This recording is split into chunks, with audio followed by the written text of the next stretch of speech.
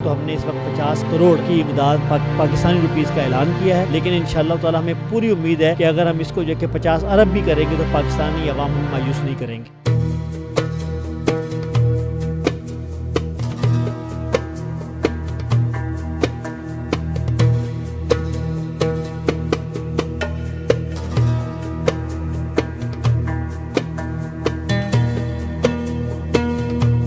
ना तो पैसे की बात है, ना ही तादाद की बात है। सच्ची बात तो यह है कि पाकिस्तानियों का अपने फ़लस्तीनी भाइयों से मोहब्बत का इजहार है।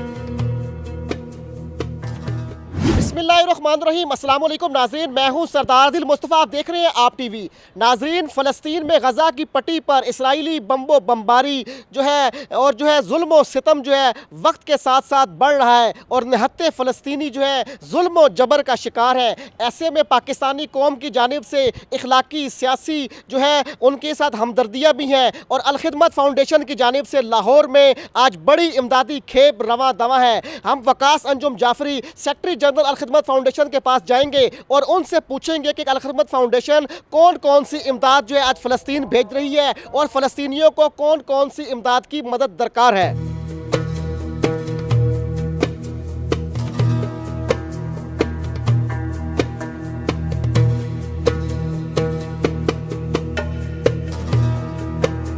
अल खिदमत फाउंडेशन की जानिब से आज 13 ट्रकों पर मुश्तमिल काफ़िला इमदादी रवा दवा होगा और इसमें अद्वियात भी हैं, खाने पीने की अशिया भी हैं और दीगर चीज़ें भी हैं। हमारे साथ वकास अंजुम जाफरी साहब मौजूद हैं जो अल खिदमत फाउंडेशन के सेक्रेटरी जनरल हैं। हम इनसे सारी मालूमात लेंगे। अस्सलाम वालेकुम वकास साहब। वालेकुम अस्सलाम।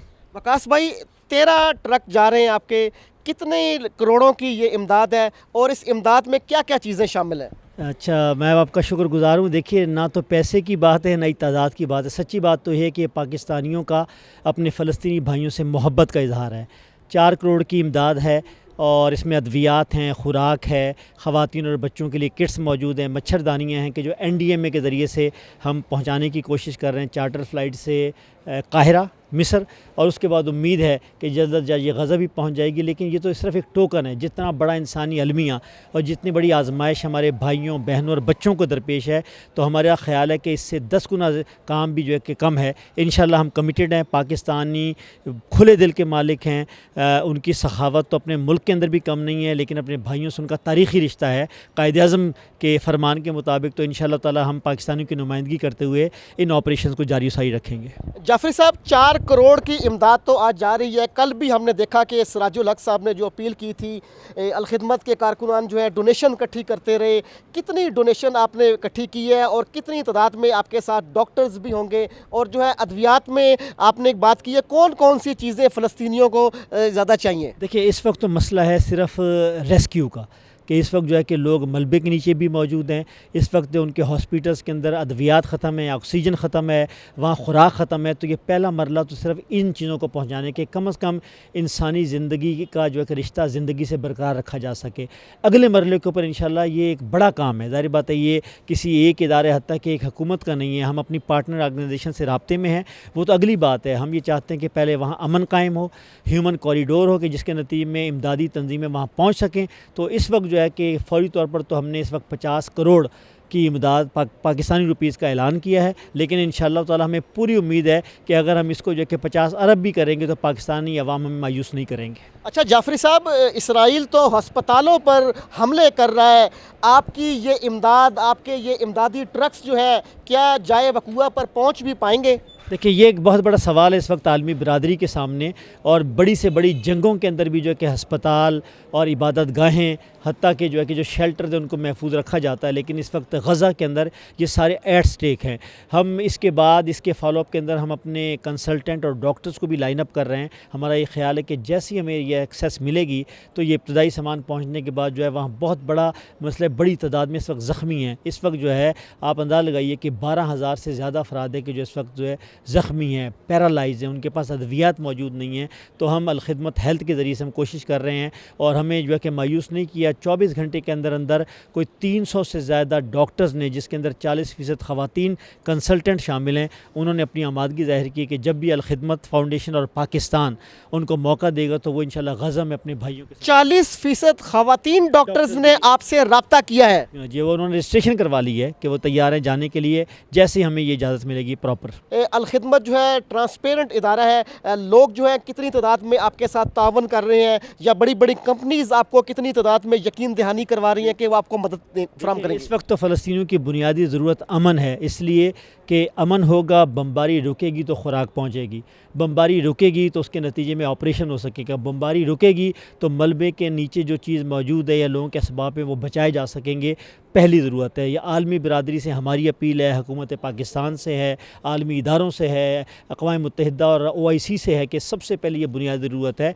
इंशाअल्लाह ताला उसके बाद अगले मरले के ऊपर अलखिदमत ने, इससे पहले तुर्किया के ज़ल्ज़ले में, उससे पहले रोहिंग्या, और अभी जो है कि हेरात के अंदर जो अफ़गानिस्तान में ज़ल्ज़ला आया है, तो अलखिदमत फाउंडेशन के वर्कर्स भी, स्किल्ड वर्कर भी तैयार हैं, पैरामेडिक्स और कंसल्टेंट भी मौजूद हैं, और उसके साथ साथ अल्हम्दुलिल्लाह पाकिस्तान के लोगों का वो जिसे कहते हैं कि वो एतमाद मौजूद है कि जिसने किसी भी मरले पर हमें मायूस नहीं किया। नाज़रीन, वकास अंजुम जाफरी साहब हमारे साथ ही मौजूद हैं। हम तो अभी ये ट्रक्स देख रहे थे, विज़िट कर रहे थे, इनसे बात कर रहे थे।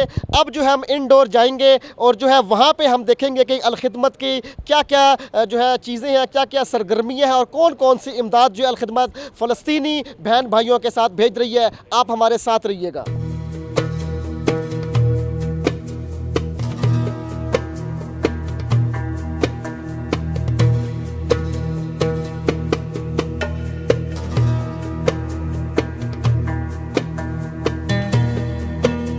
नाज़रीन, अलखिदमत फ़ाउंडेशन के हम मरकज़ी हेड क्वार्टर में मौजूद हैं। चारों जानिब हमारे जानिब आप देख सकते हैं कि यहाँ पे इमदाद ही इमदाद है, दवाइयाँ भी मौजूद हैं और जो है खाने पीने की अशिया भी हैं, बैग्स भी हैं, और इसके अंदर मुख्तलिफ़ किस्म की मेडिसिन मौजूद है ताकि जो है नहत्ते फ़लस्तीनी मुसलमान बहन भाइयों की मदद की जा सके। तो वकास अंजुम जाफरी साहब हमारे साथ पहले से ही मौजूद है, हम इनसे दोबारा बात करेंगे।